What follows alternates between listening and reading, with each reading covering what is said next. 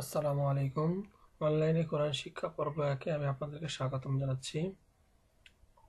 তো এই কোর্সে যারা অংশগ্রহণ করবেন বা কোর্সটি যারা দেখবেন তাদের জন্য আমার প্রথম কথা হলো, প্রথমে আপনারা একটি নুরানি কায়দা কিনে নেবেন।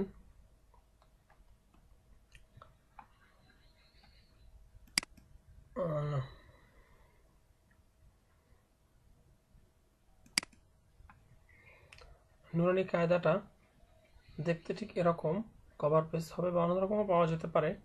তো আপনারা এটা কায়দাটা কিনে নেবেন। এটা হলো প্রথম কথা। এবং আমি এই কোর্সটিতে পর্যায়ক্রমে যেভাবে ডিরেকশন দেব, আশা করি আপনারা যদি সেভাবে কাজ করেন বা সেভাবে প্র্যাকটিস করেন, আশা করি এই কোর্স শেষ হওয়ার পরে আপনারা কোরআনুল কারিমকে সুন্দরভাবেই পড়তে পারবেন। তো আসুন শুরু করা যাক। তো শুরুতে আমরা আল্লাহ পাক রব্বুল আলামিনের নাম নিয়ে শুরু করব। বিসমিল্লাহির রহমানির রহিম। তো এই যে আমরা কতগুলো অক্ষর দেখতে পাইতেছি, এগুলো হলো আরবির হরফ, বাংলা অক্ষর বলা হয়। এগুলো আমরা ছোটবেলায় সবাই পড়েছি, কম বেশি সবাই এগুলোর সাথে পরিচিত, আমরা সবাই চিনি, পড়তেও পারি, কিন্তু উচ্চারণ হয়তো আমাদের কারো কারো সঠিক, কারো কারো ভুল আছে। তো আমি এর উচ্চারণগুলো একবার বলে যেতে চাচ্ছি, বলছি। এটা হলো আলিফ। আমরা অনেকেই হয়তো বা আলিফ উচ্চারণ করি, কিন্তু এটা আলিফ নয়, এটা কিন্তু আলিফ। এটা হলো বা, তা, সা, জিম, হা, খ, দাল, জাল, র, ঝা, সিন, শিন, সদ, দদ, ত, জ, আইন, গইন, ফা, কফ, কাফ, লাম, মিম, নুন, ওয়াও, হা, হামজা, ইয়া। এটাও ইয়া এবং এটাও ইয়া।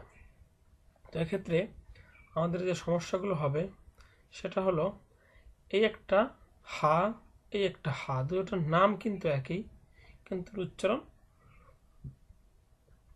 ভিন্ন। এটার উচ্চারণ হা আর এটা হা। একটু গলা চেপে উচ্চারণ করতে হবে হাটা, আর এটা গলা ছেড়ে দিয়ে। আবার এই যেমন একটা আছে তা, আর এটা ত। তো এই দুটোর ক্ষেত্রেও আমাদের একটু সমস্যা হয়, তা এবং ত। তারপরে আরো আছে ঝা, জাল, জ। তিনটে কিন্তু কাছাকাছি, এগুলো আমাদেরকে খেয়াল রাখতে হবে। আলিফ আর আইন, এগুলো। এরপরে যেটা আছে কাফ, কাফ আর কফ, এটা নিয়ে, এই দুইটা নিয়ে আমাদের প্রবলেম সবচেয়ে বেশি হয়। এই যে এটা হলো কফ আর এটা কাফ। তো এইটা নিয়ে আমি বেশি আলোচনা করলাম না, কারণ এগুলো আমরা কম বেশি সবাই জানি এবং বা পড়তে পারি। আসনের পরে দেখুন, এর আগে আমরা যেগুলো পড়ে আসছি, যে আলিফ, বা, তা, সা, ওই অক্ষরগুলোই এখানে দেয়া আছে। দেখুন, এটা হলো বা। তো যখন কোনো শব্দ শুরুতে বাটা আসে, তখন আরবি হরফ, আরবি যে বাক্যগুলো, সেগুলো একসাথে আরেকটা মিলিয়ে লেখা হয়, আলাদা আলাদাভাবে লেখা হয় না। তো যখন মিলিয়ে লেখা হয়, বাটা যখন কোনো শব্দের শুরুতে আসে তখন এভাবে করে আসে, আবার যখন শব্দের মাঝখানে আসে তখন এভাবে আসে। ঠিক একইভাবে তা শব্দের শুরুতে আসে এভাবে আসবে, এবং মাঝখানে এভাবে। ঠিক একইভাবে সা, এটা সা শুরুতে এবং মাঝখানে। দেখুন, এই যে পাঁচটি অক্ষর আছে, তারপর নুন, এটাও নুন, ইয়া, ইয়া, 1 2 3 4 5, এই পাঁচটি অক্ষর কিন্তু একই রকম। দেখুন, শুধুমাত্র নক্তার পার্থক্য। দেখুন, একটু খেয়াল করুন, এখানে এই পাঁচটি হরফের ভিতরে শুধুমাত্র নুক্তার পার্থক্যটা আমাদেরকে আমাদেরকে খেয়াল রাখতে হবে। যেমন বায়ের নুক্তাটা হলো একটা নুক্তা, সেটা হলো নিচে, আবার নুনের একটা নুক্তা সেটা উপরে, তার দুইটা নুক্তা সেটা উপরে, ইয়ারও দুইটা নুক্তা সেটা হলো নিচে, উপরে নিচে। দেখুন আর কোনো কিন্তু পার্থক্য নেই, কিন্তু চেহারায় কিন্তু এই তিনটে একরকম দেখালে ওই দুটো অন্যরকম দেখা যাচ্ছে। দেখুন শব্দের ভিতরে যখন আসে তখন এই পাঁচটা অক্ষরই একই রকম। তো এরপরে আসি হলো জিম, হা, হ। এই তিনটি দেখতে একই রকম, শুধু নুক্তার পার্থক্য। যখন একটা নুক্তা নিচে আসবে তখন সেটা হবে জিম, যখন নুক্তা থাকবে না সেটা হা, যখন নুক্তাটা উপরে থাকবে তখন সেটি হ।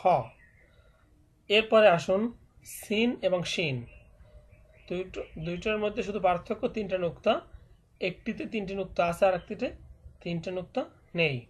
ঠিক এই যে এই যতগুলো অক্ষর আছে এগুলো আসবে শব্দের শুরুতে, যখন এই বর্ণগুলো আসবে বা হরফগুলো আসবে তখন এই চেহারায় আমরা কোরআনুল কারীমের ভিতরে এই হরফগুলোকে দেখতে পাবো এই চেহারায়।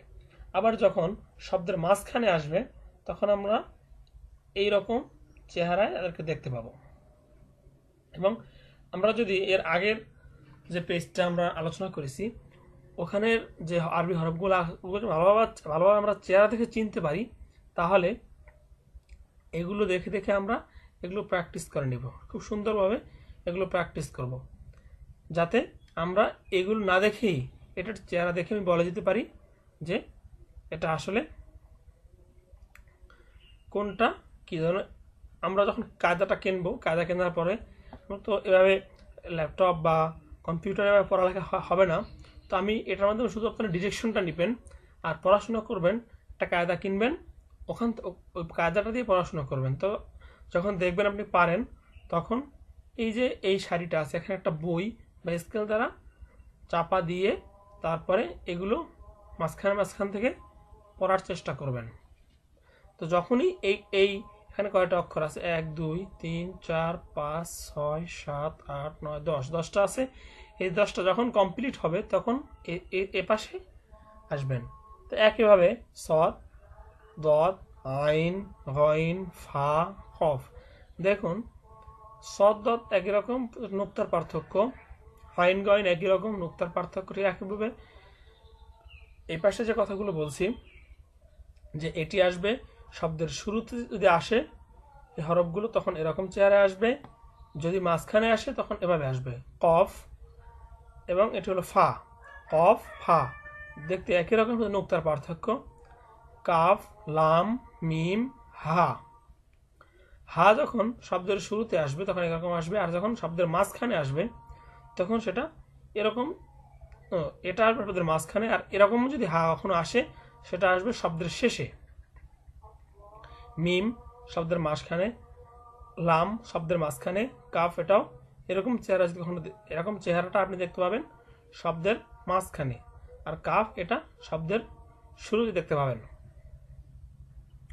তো এই পৃষ্ঠাটায় যতগুলো বর্ণ আছে বা যতগুলো প্র্যাকটিস, খুব ভালোভাবে প্র্যাকটিস করার পর আপনি যখন এই পাশটা যখন হয়ে যাবে তখন এ পাশে আসবেন, আবার এই পাশটা ভালোভাবে প্র্যাকটিস করার পর এরকম এই সাইডটা স্কেল দিয়ে ঢেকে রাখবেন।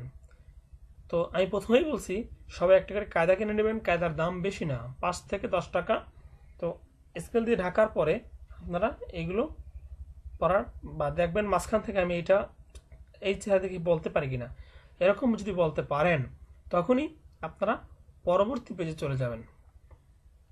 এখন দেখি পরবর্তী পেজে কি আছে। এই দেখুন আপনার জন্য এখানে পরীক্ষা রেডি করা আছে। তো ওই পেজগুলো যখনই আপনার শেষ হবে, ভালোভাবে আপনি মনে করবেন যে আমার খুব ভালোভাবে আমি প্র্যাকটিস করেছি, তখন এই পেজে আসবেন। দেখুন এখানে কিন্তু এরকমভাবে দেয়া আছে, এখানে এগুলো যদি আপনি ভালোভাবে পড়তে পারেন তখন নিচে আসবেন। দেখুন এখানে প্রথমে দেওয়া আছে এটা বা, জিম, ফা, সদ, মিম, হা, গইন, বা, লাম, আইন, শিন, কাফ, এটাও কিন্তু কাফ, কফ, সিন, হা, তা, মিম, দদ, খ, হা, ইয়া, সা, হা। এটা হলো হা, এটাও হা। আবার এই দেখুন একটি হামজা, ছোট একটি হামজা লেখা আছে। যখন এরকম একটা উপরে কোনো কিছুর উপরে হামজা লেখা থাকবে তখন হামজাটাই প্রধান পাবে, তখন এই হামজাটা উচ্চারণ করতে হবে, এটা হামজা। তারপর গইন, ফা, নুন, আইন। তো আগের এক একটা পেজ কমপ্লিট করার পরেই আপনারা অন্য আরেকটি পেজে আসবেন, একটা কমপ্লিট না করেই পরের পেজে আসবেন না, এটা আপনাদের কাছে আমার অনুরোধ থাকবে। তো দেখুন আগের দুইটা পেজ এবং এই অংশটুকু কমপ্লিট হওয়ার পরে আপনারা পরবর্তী অংশে আসবেন। দেখুন এখানে কিন্তু দুইটা হরফ একসাথে আছে, যেমন এই দেখুন এই যে অংশটুকু আমরা যদি এখান থেকে অংশটুকু বাদ দেই, এই অংশটুকু বাদ দেই, এই থেকে এই অংশটুকু বাদ দেই এবং এই অংশটুকু ধরি, তখন দেখুন এই যে বা আছে এর সাথে কিন্তু মিলে যাচ্ছে, এই বা সাথে আলিফ, তো এটাকে পড়তে হবে বা আলিফ। ঠিক একইভাবে দেখুন এই যে অক্ষর, এই অক্ষরটা এখান থেকে আমরা যদি কাটি তাহলে দেখুন এটা কিন্তু একই রকম দেখা যাচ্ছে, তাহলে এটা কি হবে হা বা। তারপরে আবার এই যে দেখুন এখান থেকে এই যে উপরে এটাকে যদি আমরা এইটা দেখি তাহলে এইটা যদি আমরা বাদ দিই তাহলে এখানে কি আসে হা জিম, উপরে এই যে একটু নিচেরটা কিন্তু জিম আর উপরে একটু হা। একইভাবে দেখুন যে এটা হলো জিম, এই যে জিম, তারপরে দাল। এই যে এখানে আমরা আগের পৃষ্ঠা দেখে আসছি এটা হলো মিম। তো এ পর্যন্ত মিম, এরপর এটা আইন। আইন এরকম আসে যখন শব্দের মাঝখানে, বলছি শব্দের মাঝখানে বা শেষে যদি আসে তখন এরকমভাবে আসে, এরকমভাবে আসবে। আবার শব্দের শুরুতে আসলে তখন কিন্তু এরকম আসবে না, তখন আসবে দেখেন এই যে এখানে দেওয়া আছে আইন, আইন সদ, আইন সদ, এরকমভাবে দেওয়া আছে। এরপরে জ লাম, জ লাম। এরপরে দেখুন এটা দেওয়া আছে কি লাম, লাম কাফ। এখানে আমি আগে ওই পৃষ্ঠায় বলেছিলাম যে এরকম যদি হয় সেটা কিন্তু শব্দের শুরুতে আসে, হা ওয়াও, এটা লাম হা। এটা হলো হা মিম, মিম নুন, এটা লাম আলিফ। দেখুন এখানে এতটুকু যদি আমরা ধরি তাহলে এটা কিন্তু লাম, এরপর একটু হা, তাহলে লাম হা, এটা হা ইয়া। এই যে এই দাঁত পর্যন্ত আমরা যদি ধরি তাহলে এই দাঁতের এই পাশটুকু কিন্তু ঠিক এরকম।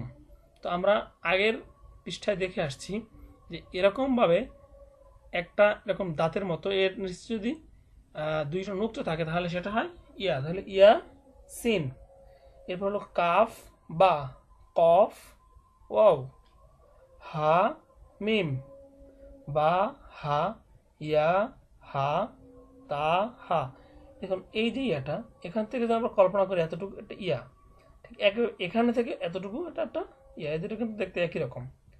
তারপরে জিম র, খ জাল, সদ আইন, দদ গইন, তারপর আসবে ফা। এখানে এই যে আমরা এতটুকু প্রথম কল্পনা করব, যেহেতু আমরা নতুন নতুন প্রথমেই একটু অন্যরকম মনে হবে, তো কিছুদিন প্র্যাকটিস করার পর এগুলো অনেক ইজি হয়ে যাবে। তো ফা জিম, ইয়া ফা, তারপর লাম হামজা। দেখুন আগেই বলেছি যে যদি কোনো হরফের উপরে হামজা থাকে তখন সেটা উচ্চারণ হামজা হবে, কারণ এখানে নিচে কি আছে সেটা আমার দেখার বিষয় নয়। এই যে এখানে বলছিলাম রয়ের উপর একটা হামজা আছে, তো বলছিলাম এটা হামজা উচ্চারণ হবে। দেখুন তাহলে এটা হবে লাম হামজা। নিচে কিন্তু একটা অ আছে, এই অটি এখানে প্রাধান্য পাবে না, উপরে যেটি থাকবে সেটি এখানে প্রাধান্য পাবে। তো লাম হামজা, তারপর আছে কি জিম, এটা কিন্তু ইয়া ছিল কিন্তু এই ইয়াটা এখানে প্রাধান্য পাবে না, কারণ কি এর উপরে একটা হামজা আছে, কারণে এটা আমার উচ্চারণ করতে হবে জিম হামজা। তো যতটুকু আলোচনা হলো আপনারা খুব ভালোভাবে চেষ্টা করবেন এবং ভালোভাবে এটা প্র্যাকটিস করার চেষ্টা করবেন এবং বেশি বেশি প্র্যাকটিস করবেন এবং কায়দাটা দিয়ে পড়াশোনা করবেন। তো আজকে এ পর্যন্তই। আল্লাহ হাফেজ।